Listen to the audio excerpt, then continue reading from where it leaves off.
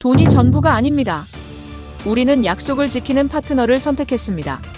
몽골 에너지자원청 장관의 이 한마디에 국제투자시장이 발칵 뒤집혔습니다. 2025년 전 세계가 주목한 30조 원 규모 리튬 프로젝트. 중국은 무려 30억 달러, 한화로 40조 원을 제시했습니다. 미국 컨소시엄도 25억 달러를 내걸었죠.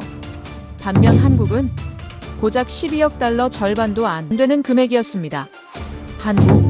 솔직히 상대가 안 됩니다. 글로벌 투자펀드 애널리스트는 비웃었고 중국 협상 대표는 코웃음을 쳤습니다. 전 세계 전문가들이 한 목소리로 말했죠. 이건 숫자 게임이다. 승자는 정해져 있다. 그런데 48시간 후 충격적인 발표가 터졌습니다. 몽골이 선택한 건 최고액이 아니었습니다. 바로 대한민국이었죠. 더 충격적인 건 그 선택의 이유였습니다. 3년간 쌓아온 현장 기록, 2시간 만에 복구하는 시스템, 123명의 자립 기술자. 도대체 몽골 현장에서 무슨 일이 있었던 걸까요? 왜 세계는 한국의 진짜 힘을 몰랐던 걸까요? 지금부터 그 놀라운 전말을 공개합니다. 안녕하세요. 저는 레오네토 마체티입니다. 밀라노 중심가 오피스 17층. 제 책상 위엔 언제나 숫자가 쌓여 있습니다. 계약서, 평가표, 협상 시뮬레이션 보고서. 저는 민간 리스크 컨설팅사에서 국제 협상을 분석하는 사람이죠. 42살, 이 일을 15년째 하고 있습니다. 제가 하는 일은 간단합니다. 누가 얼마를 제시했고 누가 이길 것인가. 그걸 예측하는 겁니다. 오늘 아침도 똑같았습니다. 에스프레소 한 잔을 앞에 두고 모니터 3개에 띄운 데이터를 훑고 있었죠. 2025년 2월 국제 공급망 재편이 한창인 시기였습니다. 리튬, 코발트, 히토류. 이런 핵심 광물을 누가 쥐느냐에 따라 배터리 산업의 판도가 바뀌는 시대였으니까요. 그날 제 화면엔 몽골이라는 나라가 떠 있었습니다. 광활한 초원과 사막, 그리고 그 땅 아래 잠든 엄청난 양의 리튬. 몽골 정부가 곧 핵심 광물 협력 파트너를 발표한다는 소식이 들려왔죠. 세계 주요 국가들과 기업들이 앞다퉈 제안서를 냈고 저는 그 경쟁 구도를 분석하는 중이었습니다. 손가락으로 스크롤을 내리며 숫자들을 확인했습니다. 중국 측 제안, 투자 규모 30억 달러. 지분 60대 40. 미국 컨소시엄, 25억 달러의 기술 이전 조건부. 그리고 한국. 12억 달러, 지분 50대 50. 저는 코웃음을 쳤습니다. 이건 뻔하잖아. 제 옆자리 동료 마르코가 고개를 돌렸습니다. 뭐가? 몽골 선택이요. 중국이 이기겠죠. 금액 차이가 2배 이상인데. 마르코는 어깨를 으쓱했습니다. 그럼 분석 보고서는 벌써 끝난 거 아냐? 거의요. 형식적으로 정리만 하면 되죠. 저는 다시 화면을 응시했습니다. 숫자는 거짓말을 하지 않습니다. 협상 테이블에서 가장 큰 돈을 내민 쪽이 이기는 게 당연하죠. 지난 15년간 제가 본 모든 케이스가 그랬습니다. 감정도 명분도 결국엔 금액 앞에서 무릎을 꿇었으니까요. 커피를 한 모금 마셨습니다. 쓴맛이 입안에 퍼졌죠. 창밖으로 밀라노의 회색 하늘이 보였습니다. 비가 올 것 같은 날씨였죠. 그때 제 이메일함에 새 메시지가 떴습니다. 제목은 몽골 파트너 발표 일정 확정 72시간 후였습니다. 저는 클릭하지도 않고 그냥 닫아버렸습니다. 어차피 결과는 뻔했으니까요. 책상 서랍을 열어 예전 보고서 하나를 꺼냈습니다. 작년에 제가 분석했던 아프리카 광물 협상 케이스였죠. 제 예측은 정확했고 클라이언트는 만족했습니다. 이번에도 똑같을 겁니다. 하지만 그때는 몰랐습니다. 3일 후 제 모든 확신이 산산조각 날 거라는 걸요. 발표 전날 밤 저는 동료들과 함께 사무실 근처 와인바에 있었습니다. 레오네토, 자네 몽골 거는 어떻게 봐? 부서장 지안 루카가 물었습니다. 붉은 와인을 천천히 돌리면서요. 중국이 가져갈 겁니다. 의심의 여지가 없죠. 근거는? 숫자요. 저는 단호하게 말했습니다. 30억 대 12억. 이게 전부입니다. 지안 루카는 미소를 지었습니다. 자네는 참 단순해. 그게 자네 장점이기도 하지만 단순한 게 아니라 명확한 겁니다. 저는 약간 기분이 상했죠. 협상은 결국 숫자 게임이지 않습니까? 그때 옆 테이블에 앉아있던 낯선 여성이 끼어들었습니다. 동양인이었죠. 30대 중반쯤 보였고 단정한 차림에 날카로운 눈빛을 가지고 있었습니다. 실례지만 협상이 정말 숫자가 전부라고 생각하세요? 저는 놀라서 그쪽을 돌아봤습니다. 누군지도 모르는 사람이 갑자기 대화에 끼어드는 게 당황스러웠죠. 죄송한데 누구시죠? 김한야입니다. 대한민국 외교부에서 일하고 있어요. 그녀가 명함을 건넸습니다. 아시아 공급망 정책 자문관이죠. 저는 명함을 받아들었습니다. 한글과 영어가 함께 인쇄되어 있었죠. 한국분이시군요. 그럼 이번 몽골 건에 관련이 있으신 겁니까? 간접적으로요. 아냐가 조심스럽게 말했습니다. 직접 협상팀은 아니지만 자료 정리는 도왔죠. 그럼 더 잘 아시겠네요. 한국 제안이 중국보다 금액이 한참 낮다는 걸. 아냐는 잠시 침묵했습니다. 그리고는 천천히 입을 열었죠. 레오네토 씨, 강대국이 뭘까요? 뭐가요? 진짜 강대국이요. 돈 많은 나라. 군사력 센 나라. 그녀의 목소리가 조금 낮아졌습니다. 아니면 약속을 지키는 나라. 저는 어이가 없어서 웃음이 나왔습니다. 약속이요? 협상 테이블에서 약속이 무슨 소용입니까? 계약서에 적힌 금액이 전부죠. 정말요? 아냐가 고개를 기울였습니다.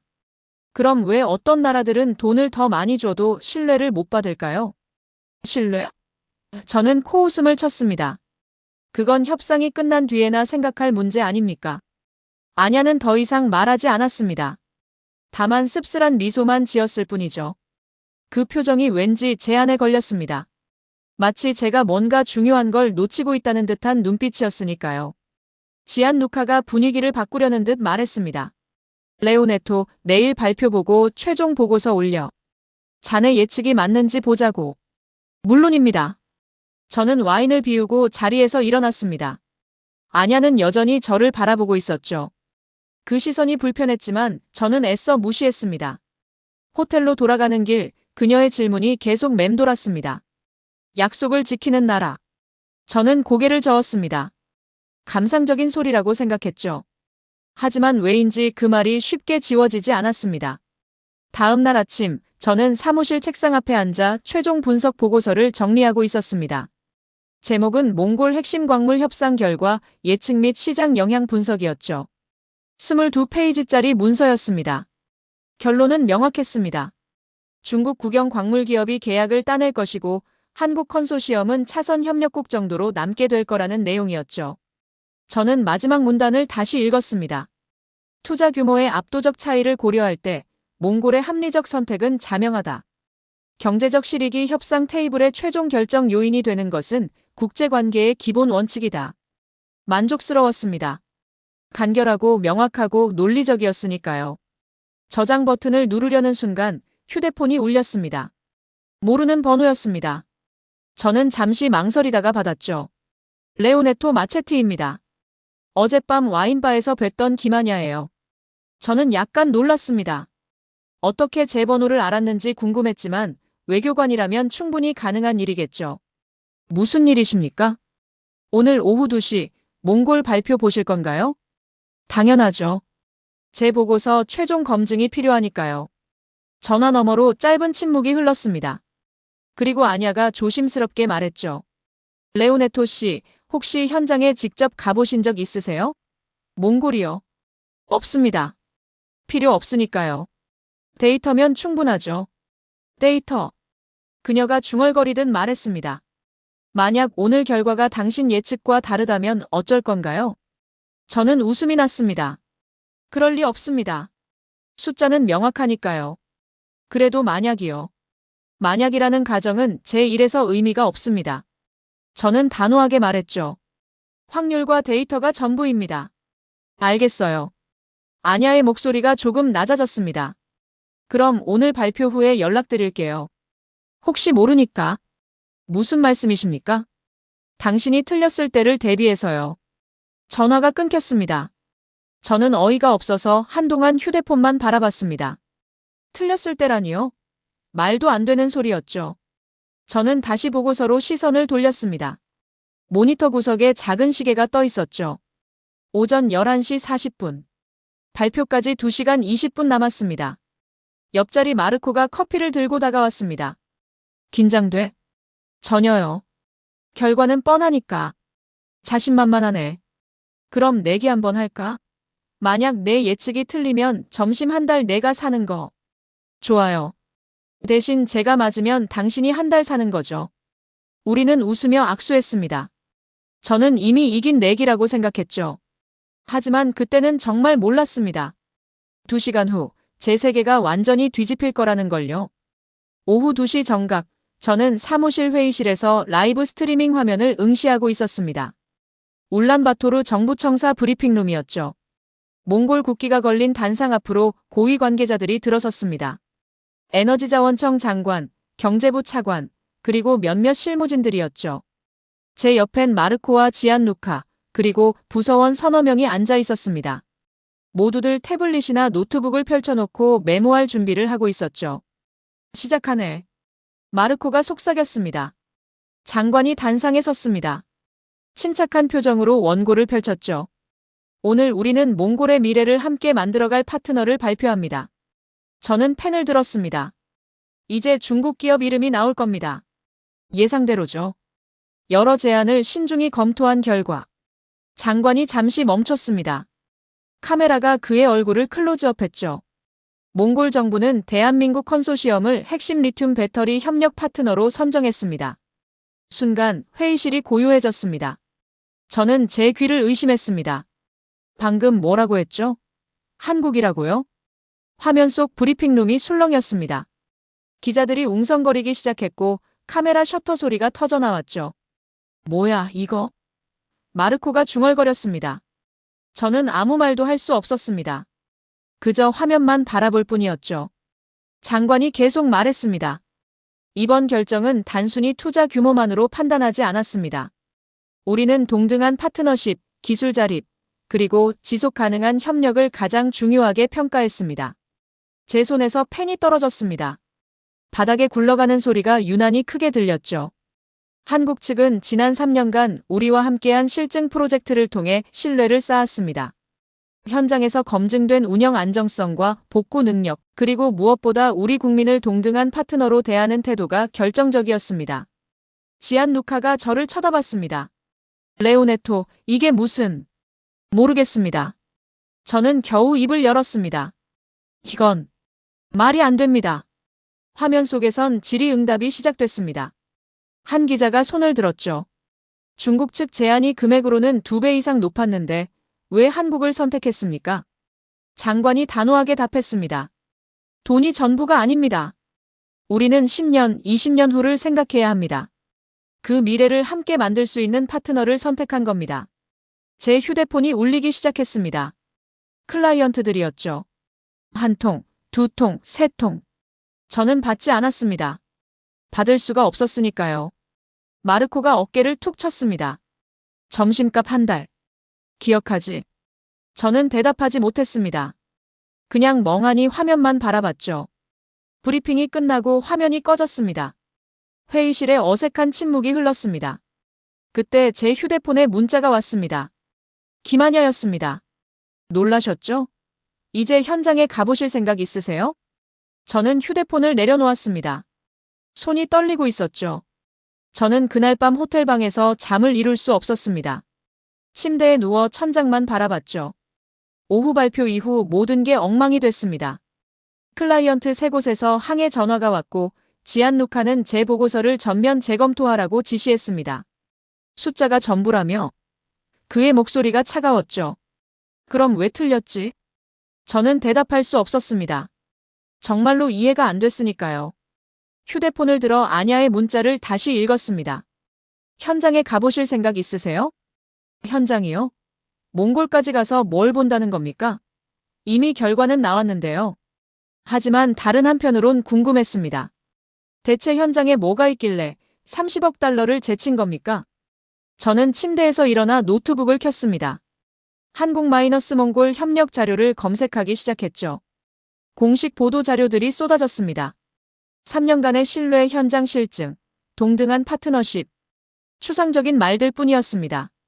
구체적인 숫자도 명확한 근거도 없었죠. 저는 노트북을 덮었습니다. 이건 제 방식이 아니었습니다. 저는 데이터로 말하는 사람이니까요. 하지만 마음 한구석이 불편했습니다. 15년 경력에서 이렇게 크게 틀린 건 처음이었으니까요. 새벽 3시, 저는 결국 아냐에게 전화를 걸었습니다. 여보세요?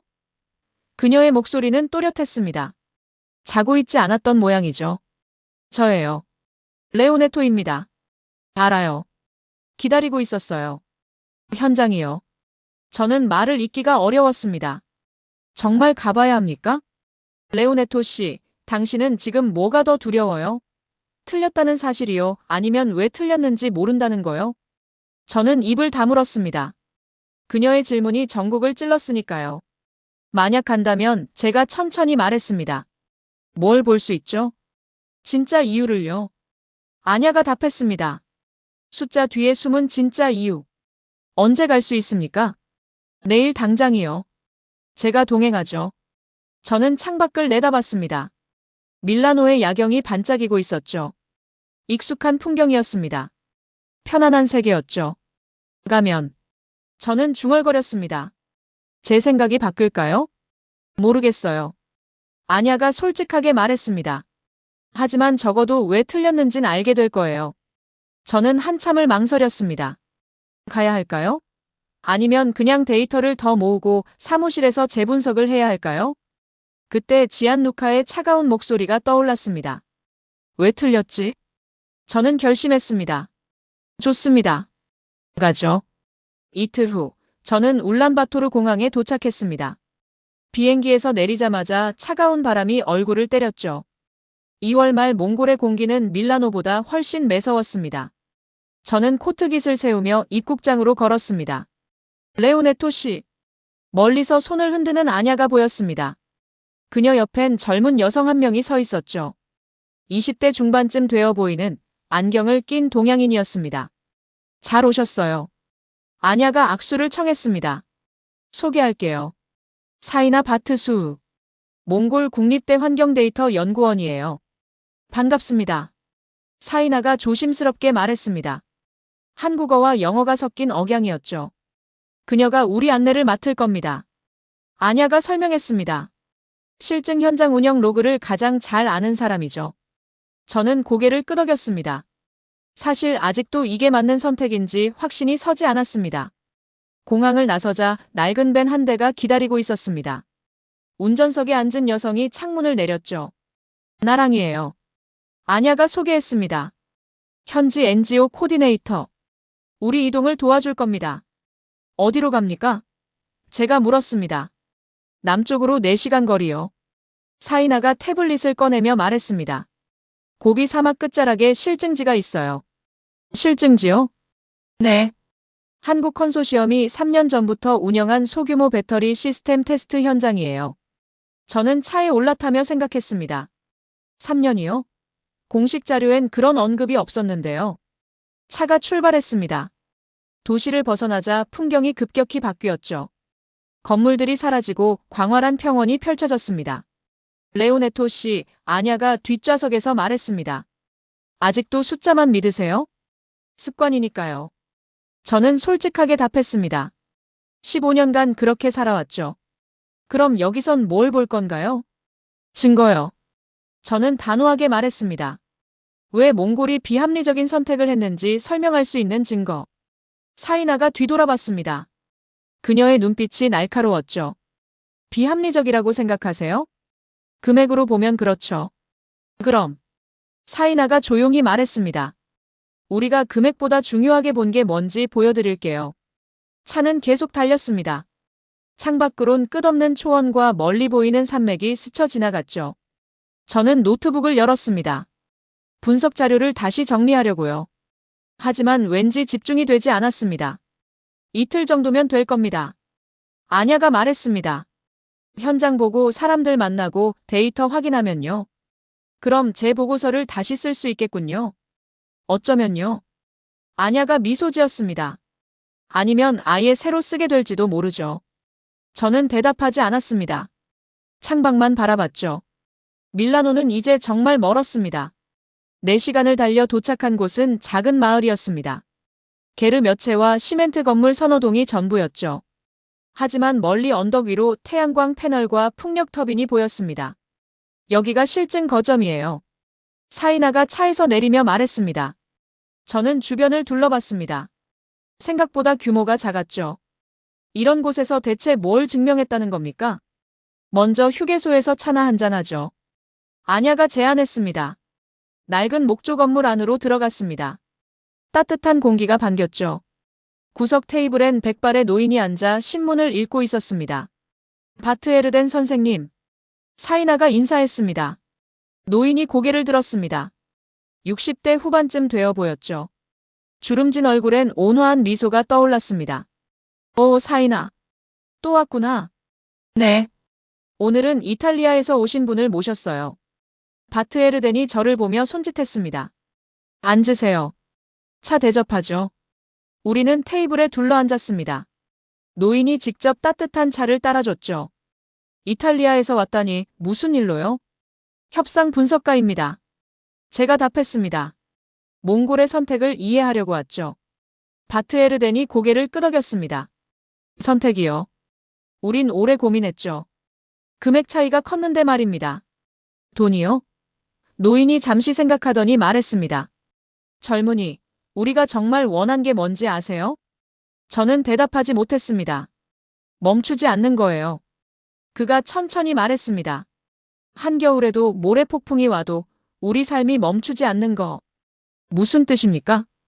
바트에르덴이 창밖을 가리켰습니다. 저 전력 시스템 보이죠? 3년 전엔 없었어요.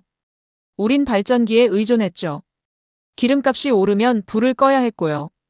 그런데 한국팀이 왔어요. 사이나가 이어받았습니다. 처음엔 작은 배터리 시스템만 설치했죠. 하지만 그게 끝이 아니었어요. 뭐가 달랐죠? 제가 물었습니다. 고장나면 바트에르덴이 말했습니다. 우리가 고칠 수 있게 가르쳐줬어요. 부품도 여기 두고 갔고요. 기술자가 올 때까지 기다리지 않아도 됐죠. 저는 차를 홀짝였습니다. 따뜻했지만 왠지 마음이 복잡했죠. 강대국이 뭔지 아세요? 노인이 제 눈을 똑바로 보며 물었습니다. 저는 아냐가 밀라노에서 했던 질문을 떠올렸습니다. 돈 많은 나라가 강대국이 아니에요. 바트에르덴이 단호하게 말했습니다. 약속을 지키는 나라가 강대국이죠. 우리가 멈췄을 때 다시 일으켜 세워주는 나라. 저는 아무 말도 할 수 없었습니다. 그의 말이 가슴에 무겁게 내려앉았으니까요. 내일 현장 보시면 이해하실 겁니다. 사이나가 조용히 말했습니다. 맞게 해가 지고 있었습니다. 다음 날 아침, 저는 사이나를 따라 실증지를 돌아봤습니다. 첫 번째로 간 곳은 태양광 배터리 저장 시설이었죠. 컨테이너 크기의 금속 구조물이었습니다. 생각보다 소박했죠. 이게 전부입니까?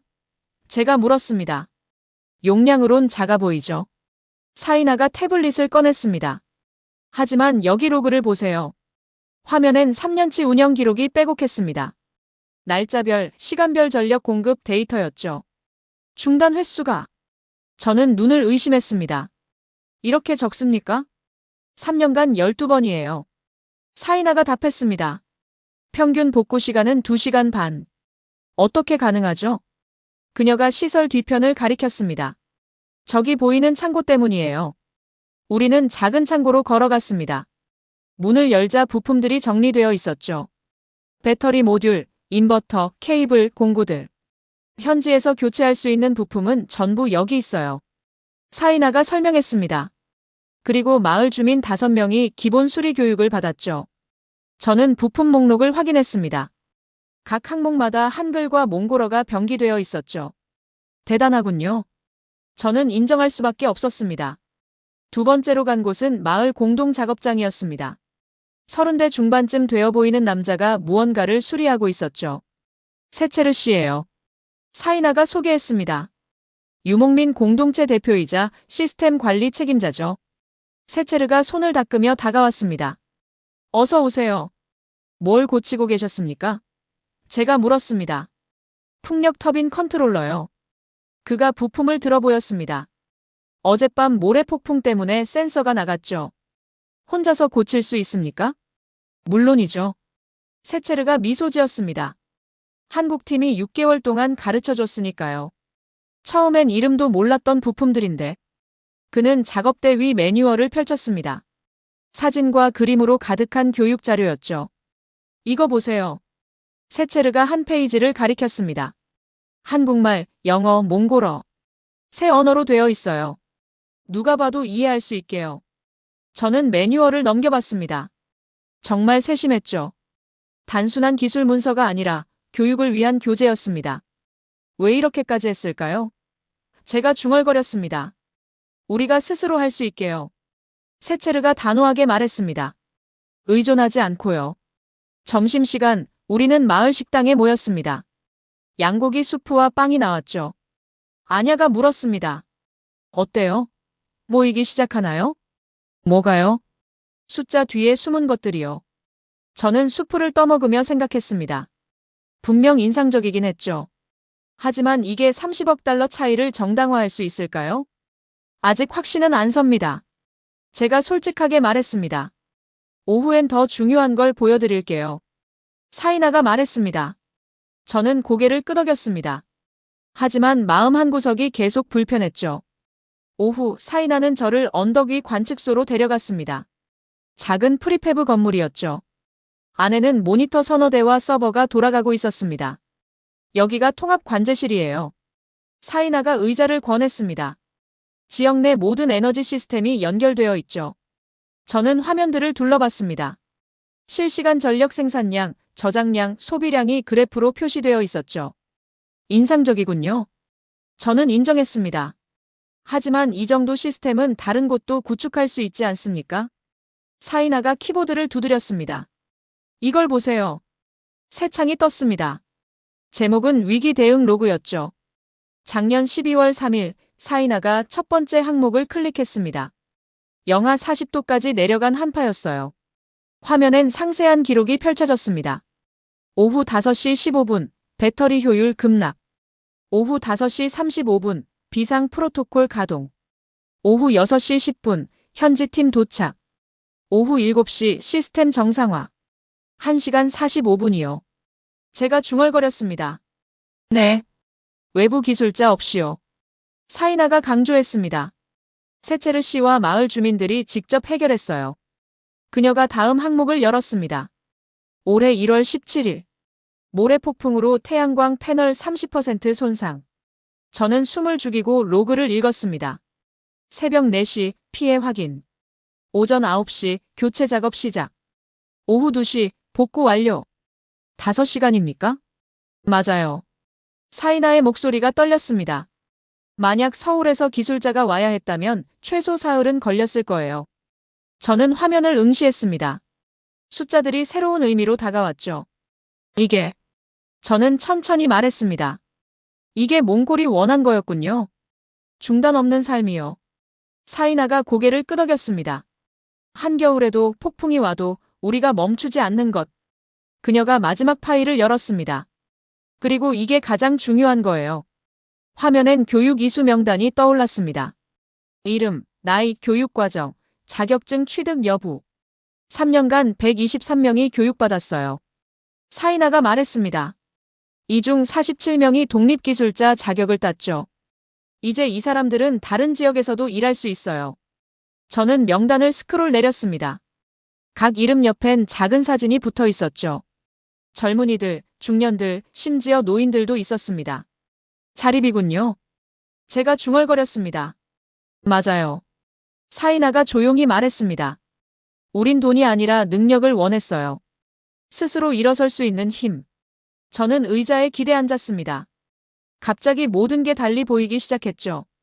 30억과 12억의 차이가 아니었습니다. 의존과 자립의 차이였죠. 레오네토 씨. 사이나가 제 눈을 보며 물었습니다. 이제 이해되세요? 저는 천천히 고개를 끄덕였습니다. 하지만 동시에 불안이 밀려왔죠. 제 15년 경력이 흔들리고 있었습니다. 그날 밤 숙소로 돌아온 저는 노트북을 열었습니다. 이메일함이 빨간 알림으로 가득했죠. 지안루카, 클라이언트들, 그리고 낯선 이름들도 보였습니다. 첫 번째 메일을 열었습니다. 발신자는 칼튼 브룩스, 글로벌 투자 펀드 애널리스트였죠. 마체티 씨, 당신의 초기 분석 보고서를 흥미롭게 읽었습니다.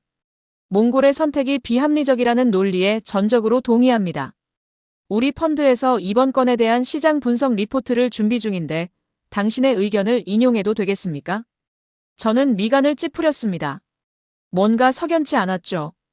두 번째 메일은 더 노골적이었습니다. 중국 측 협상 대표 자오 덕량이었습니다. 마체티 씨, 당신의 전문성을 높이 평가합니다. 우리는 몽골의 결정이 정치적 압력에 의한 것이라 판단하고 있습니다. 객관적인 제3자의 분석이 필요한 시점입니다. 협력 가능하시겠습니까? 적절한 보상이 준비되어 있습니다. 저는 노트북을 덮었습니다. 손이 떨렸죠. 휴대폰이 울렸습니다. 지안루카였습니다.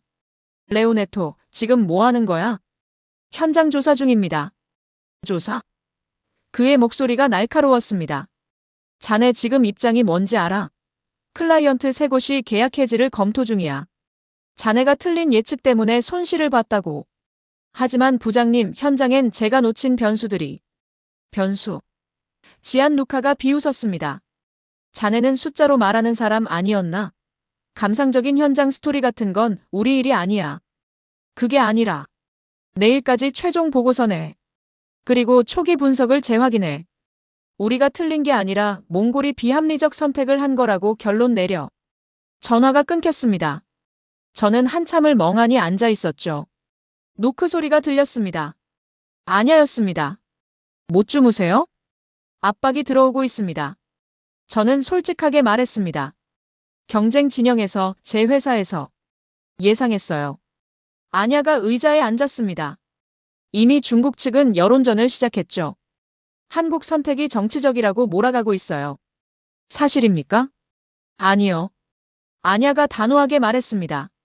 하지만 그들은 숫자, 프레임으로 계속 밀어붙일 겁니다. 30억 대 12억. 이 구도를 반복하면서요. 저는 창밖을 내다봤습니다. 어둠 속에서 실증지의 불빛이 반짝이고 있었죠. 레오네토 씨, 아냐가 조용히 물었습니다. 지금 뭐가 더 중요해요? 당신 커리어요? 아니면 진실이요? 저는 대답할 수 없었습니다. 내일 오전, 아냐가 말을 이었습니다. 공식 평가 회의가 있어요. 몽골 정부와 국제 옵저버들이 모이죠. 거기서 당신이 뭘 말하느냐가 중요할 겁니다. 제가요? 네. 독립 분석가로서 당신의 의견은 무게가 있으니까요. 저는 고개를 숙였습니다. 갈림길이었죠. 10년 쌓아온 신뢰와 방식을 지킬 것인가, 아니면 여기서 본 진실을 말할 것인가. 아냐가 문을 나서며 말했습니다. 선택은 당신 몫이에요. 혼자 남겨진 방에서 저는 밤새 잠들지 못했습니다. 다음 날 새벽 저를 깨운 건 급한 노크 소리였습니다. 레오네토 씨. 사이나의 다급한 목소리였죠. 저는 서둘러 문을 열었습니다. 사이나의 얼굴이 창백했습니다. 큰일 났어요. 어젯밤 실증지에서. 무슨 일입니까? 메인 배터리 시스템이 다운됐어요. 원인 불명이에요. 저는 옷을 급히 챙겨 입었습니다. 차를 타고 실증지로 달려갔죠. 해가 막 떠오르고 있었습니다. 현장엔 이미 사람들이 모여 있었습니다. 세체르와 마을 주민들이 시스템을 점검하고 있었죠. 상황이 어떻습니까? 제가 물었습니다. 모르겠어요. 세체르의 목소리가 떨렸습니다. 어제까지 정상이었는데 갑자기. 아냐가 다가왔습니다. 더 나쁜 소식이 있어요. 그녀가 휴대폰을 보여줬습니다. 뉴스 헤드라인이었죠. 한국 실증 시스템 다운. 몽골 선택의 불안한 신호. 제 심장이 떨어지는 것 같았습니다. 벌써 퍼졌습니까? 중국 측 언론이 먼저 보도했어요. 아냐가 씁쓸하게 말했습니다. 우연이겠죠. 저는 휴대폰을 열었습니다. 이메일이 또 쏟아져 있었죠. 칼튼 브룩스 역시 기술적 신뢰성이 부족했군요. 이제라도 현실을 인정하시길. 자오 덕량 안타깝습니다. 우리의 우려가 현실이 되었네요. 그리고 지안루카 레오네토, 지금 당장 초기 보고서 기조로 돌아가. 우리가 옳았다는 걸 증명할 기회야. 저는 주저앉고 싶었습니다. 이틀 동안 본 모든 게 무너지는 것 같았죠. 레오네토 씨. 세체르가 다가왔습니다. 죄송합니다. 제가 뭔가 놓친 것 같아요. 아니에요. 저는 고개를 저었습니다. 이건 당신 잘못이 아닙니다. 하지만 속으론 혼란스러웠습니다. 역시 제 처음 판단이 맞았던 걸까요? 운영 안정성이라는 게 결국 환상이었던 걸까요? 오전 9시 평가회의가 열릴 시간이 다가왔습니다. 어떻게 하실 건가요? 아냐가 물었습니다. 저는 대답하지 못했습니다. 모니터 화면엔 여전히 빨간 경고등이 깜빡이고 있었죠. 회의 가셔야죠. 사이나가 조용히 말했습니다. 사람들이 기다리고 있어요. 저는 고개를 끄덕였습니다. 하지만 발이 떨어지지 않았습니다. 차에 올라타면서 뒤를 돌아봤습니다. 세체르와 주민들이 여전히 시스템을 고치려 애쓰고 있었죠. 포기하지 마세요. 한 노인이 제게 손을 흔들었습니다. 바트 에르덴이었습니다. 우린 반드시 고칠 겁니다. 그 말이 가슴에 꽂혔습니다. 차가 출발했습니다. 회의장으로 가는 길, 저는 창밖만 바라봤습니다.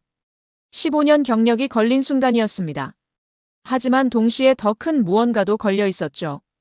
저는 무엇을 선택해야 할까요? 숫자로 돌아갈까요? 아니면 이틀간 본 진실을 믿을까요? 회의장 건물이 눈앞에 다가왔습니다. 회의장 복도에 홀로 서 있었습니다. 안쪽에선 이미 사람들이 모여 있었죠. 몽골 정부 관계자들, 국제 옵저버들, 그리고 언론까지. 유리문 너머로 보였습니다. 저는 손에 든 노트북을 내려다봤습니다. 2개의 파일이 열려 있었죠. 하나는 초기 보고서. 금액 중심 분석 마이너스 비합리적 선택의 근거. 지안 루카가 원하는 결론이었습니다. 다른 하나는 이틀간 정리한 새 자료. 회복 탄력성과 자립 마이너스 신뢰의 경제학. 제가 현장에서 본 진실이었죠. 휴대폰이 진동했습니다. 지안 루카였습니다. 레오네토 결정했나? 아직. 들어봐. 자네 경력이 걸린 문제야. 클라이언트들은 자네가 실수를 인정하길 원해. 감상적인 현장 이야기로는 설득이 안 돼. 하지만 데이터가 시스템 다운됐잖아. 그가 목소리를 높였습니다. 이게 증거야. 불안정한 기술이라는 증거. 우리가 처음부터 옳았어. 전화가 끊겼습니다. 저는 벽에 등을 기댔습니다. 맞는 말이었습니다. 시스템은 다운됐고 제 신뢰는 바닥에 떨어졌죠. 초기 보고서로 돌아가면 적어도 경력은 지킬 수 있었습니다. 하지만 마음 한구석이 무너지는 것 같았습니다. 바트 에르덴의 얼굴이 떠올랐습니다. 약속을 지키는 나라가 강대국이죠. 세체르의 떨리는 목소리도 들렸습니다. 우린 반드시 고칠 겁니다. 사이나가 보여준 교육 명단, 123명의 이름들. 저는 눈을 감았습니다. 15년간 저는 숫자만 봤습니다. 안전했죠. 명확했고 논리적이었으니까요. 하지만 그 숫자 뒤엔 사람이 있었습니다. 멈추지 않으려 애쓰는 살들이 있었죠. 문이 열렸습니다. 아냐였습니다. 시간입니다. 저는 고개를 들었습니다. 아냐 씨, 제가 틀렸다면 어떻게 하죠? 뭐가요? 이틀간 본 것들이 착각이었다면요. 시스템은 다운됐고 제 판단은 또 틀렸고. 아냐가 제 어깨에 손을 얹었습니다. 레오네토 씨, 시스템은 고쳐질 수 있어요. 하지만 거짓말은 평생 남아요. 저는 숨을 깊이 들이쉬었습니다. 선택의 순간이었습니다. 경력을 지킬 것인가, 진실을 말할 것인가. 저는 노트북을 닫았습니다. 그리고 회의장 문을 열었습니다. 안으로 들어서는 제 손이 떨리고 있었습니다. 회의장 안은 긴장감으로 가득했습니다. 타원형 테이블 주위로 30여 명이 앉아 있었죠. 몽골 에너지자원청 투부신 국장이 사회를 보고 있었습니다. 다음은 독립분석가 레오네토 마체티 씨의 평가입니다. 모든 시선이 저에게 쏠렸습니다. 저는 천천히 일어섰죠. 단상으로 걸어가는 동안 뒷줄에 앉은 칼튼 브룩스가 보였습니다. 비웃는 듯한 표정이었죠. 그 옆엔 자오덕량도 앉아 있었습니다. 마체티 씨. 투부신이 말했습니다. 오늘 아침 실증지 사고에 대해 들으셨을 텐데요. 이것이 당신의 평가에 영향을 주었습니까? 저는 마이크 앞에 섰습니다. 손에 든 노트를 내려다봤죠. 잠시 침묵이 흘렀습니다. 네. 제가 입을 열었습니다. 영향을 받았습니다. 칼튼이 만족스러운 미소를 지었습니다. 하지만 제가 말을 이었습니다. 제 생각을 바꾼 건 사고가 아닙니다. 회의장이 술렁였습니다. 이틀 전 저는 확신했습니다. 몽골의 선택은 비합리적이라고요.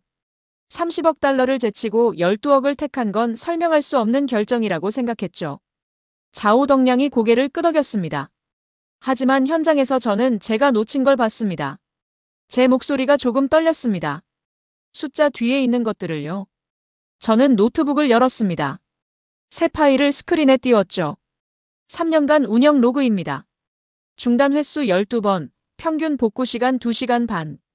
외부 기술자 투입 없이 현지 인력만으로 해결한 비율 92%. 숫자들이 화면에 펼쳐졌습니다. 교육 이수자 123명. 독립기술자 자격 취득 47명. 이건 단순한 설비 운영이 아닙니다. 자립생태계 구축이죠. 칼튼이 손을 들었습니다. 하지만 오늘 시스템이 다운됐지 않습니까? 이게 바로 불안정성의 증거 아닙니까? 제가 그를 똑바로 봤습니다. 시스템은 다운될 수 있습니다. 문제는 그 다음이죠. 저는 다음 슬라이드를 넘겼습니다. 지금 이 순간에도 현지 팀은 복구 작업 중입니다. 외부 도움 없이요. 이게 바로 회복 탄력성입니다. 멈추지 않는 능력이죠. 좌우덕량이 끼어들었습니다. 그건 감상적인 해석입니다. 우리가 제안한 규모라면 완벽한 백업 시스템을 구축할 수 있었어요. 완벽한 시스템은 없습니다. 제가 단호하게 말했습니다. 중요한 건 고장났을 때 누가 고치느냐입니다. 외부 기술자를 사흘 기다릴 것인가, 아니면 스스로 2시간 만에 해결할 것인가. 회의장이 조용해졌습니다. 몽골이 선택한 건 금액이 아닙니다. 저는 천천히 말했습니다. 의존이 아닌 자립을 택한 겁니다. 이건 비합리적 선택이 아니라 가장 합리적인 장기 전략입니다. 투부신이 고개를 끄덕였습니다. 아냐는 뒷자리에서 조용히 미소 지었죠. 저는 마이크에서 물러났습니다.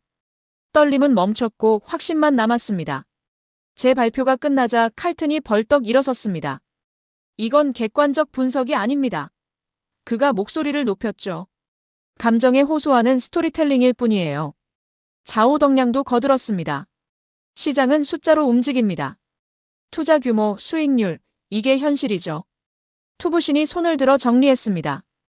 양측 의견 모두 경청했습니다. 하지만 우리는 이미 결정했고 그 근거를 설명할 차례입니다. 그가 단상으로 나왔습니다.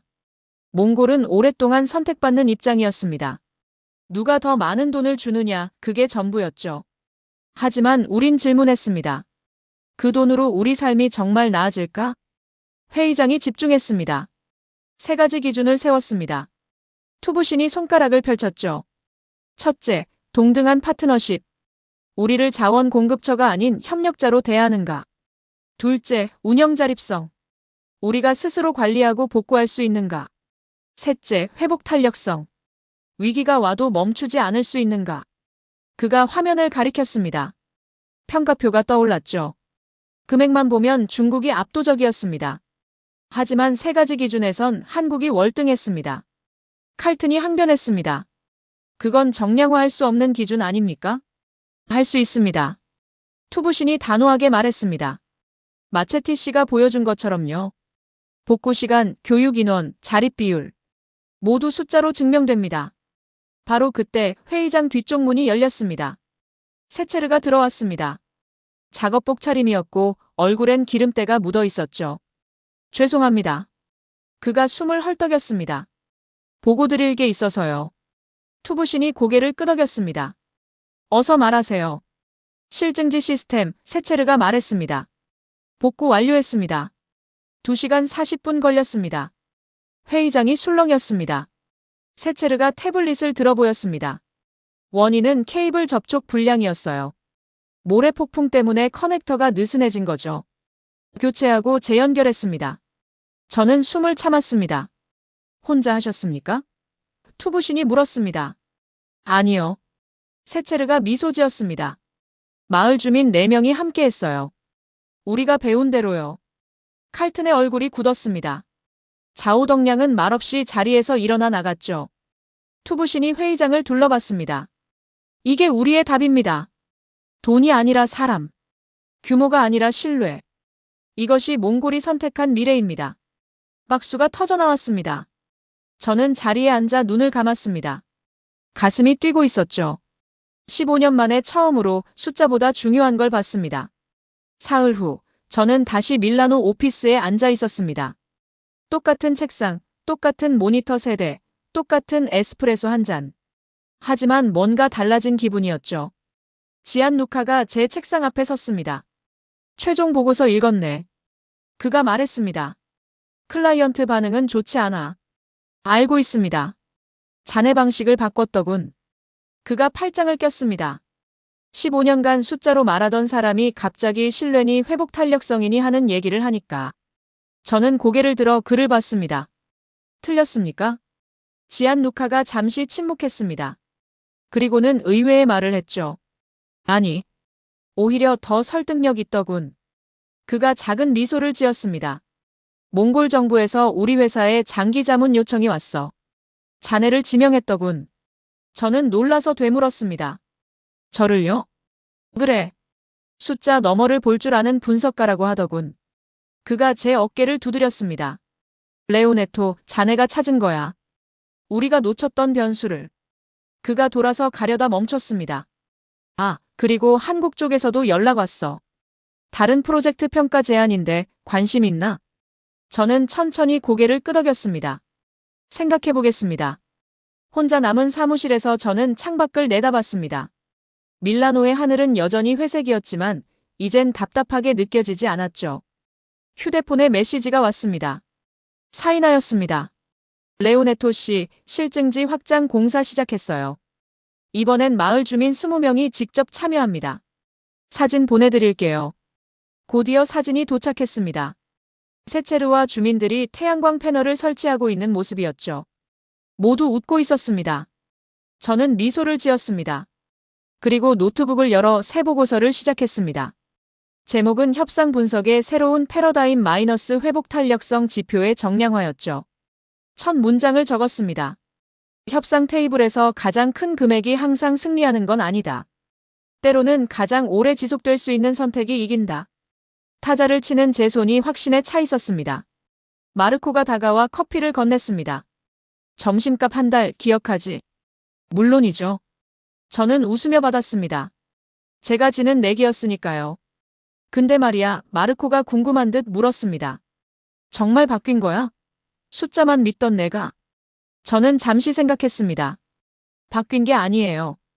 제가 답했습니다. 완성된 거죠. 숫자는 여전히 중요합니다. 하지만 이젠 그 숫자가 무엇을 의미하는지 보게 됐어요. 30억이 아니라 2시간 반의 가치를요. 마르코는 이해한다는 듯 고개를 끄덕였습니다. 저는 다시 화면을 봤습니다. 커서가 깜빡이고 있었죠. 예전엔 이 화면에 숫자만 가득했습니다. 하지만 이젠 달랐습니다. 숫자 뒤에 사람이 보였고 계약서 너머에 신뢰가 보였습니다. 몽골의 차가운 바람, 바트에르덴의 따뜻한 차, 세체르의 떨리는 손, 사이나의 조용한 확신. 그 모든 것이 이제 제 분석의 일부였습니다. 저는 레오네토 마체티입니다. 그리고 이제 저는 압니다. 강대국은 약속을 지키는 나라라는 걸요.